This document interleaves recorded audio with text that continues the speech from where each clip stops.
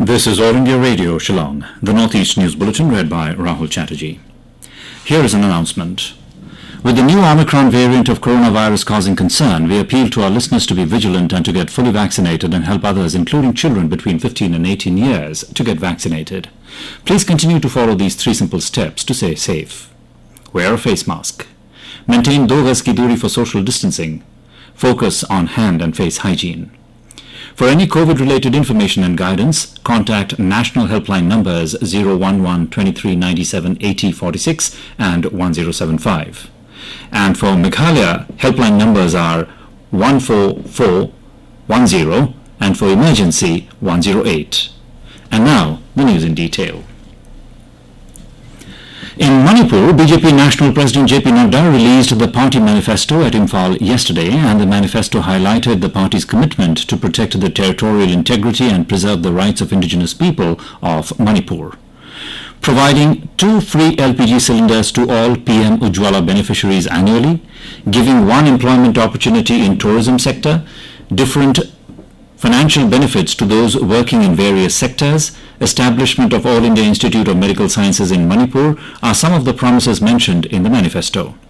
The 20-point manifesto promised setting up of a skill university besides providing free scooty to all meritorious college girls and free laptop to meritorious students in Class 12 exams. However, the manifesto did not include any point on the controversial Armed Forces Special Powers Act 1958, which has been demanded for its repeal for many years. Meanwhile, Congress leader Jairam Ramesh has criticized the BJP's manifesto, terming it as a report card of the dark era of the last 5 years' rule by BJP-led government in Manipur. In Assam, 52 members of the militant outfit Dimasa National Liberation Army (DNLA) laid down arms at Karbi Anglong district. Chief Minister Himanta Biswa Sarma tweeted that 52 cadres of DNLA, including 4 women cadres, have surrendered and joined the existing Dhansiri camp at Karbi Anglong. This was the second major laying down of arms by DNLA in the last 2 months. In December last year, 67 cadres of DNLA had surrendered in Karbi Anglong. The Union Health Ministry has asked all states and union territories to review and amend additional COVID-19 restrictions after considering the trend of new cases. Union Health Secretary Rajesh Bhushan has written a letter to Chief Secretaries and Chief Administrators of all states and union territories in this regard.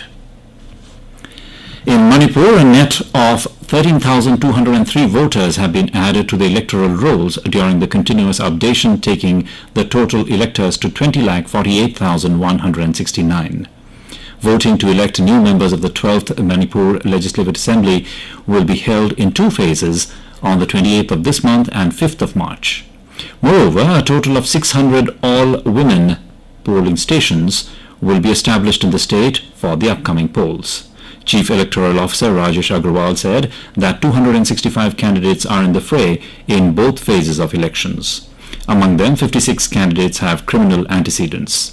So far, 80.53% of licensed arms have been deposited, and the law enforcement agencies have seized drugs and cash worth 102 crore rupees. Adequate number of central paramilitary forces will be deployed for the upcoming polls.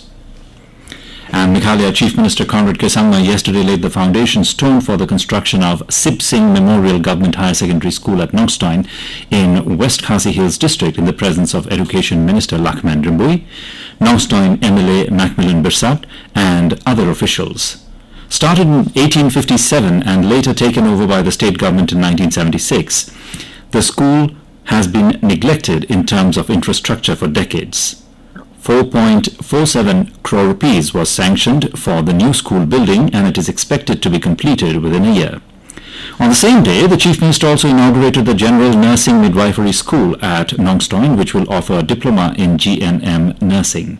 In another program, the Chief Minister distributed checks to 77 producer groups under the Farmers Collectivization for upscaling of production and marketing systems focus. And with that, we end the Northeast News Bulletin, which came to you from All India Radio, Shillong. Have a nice day.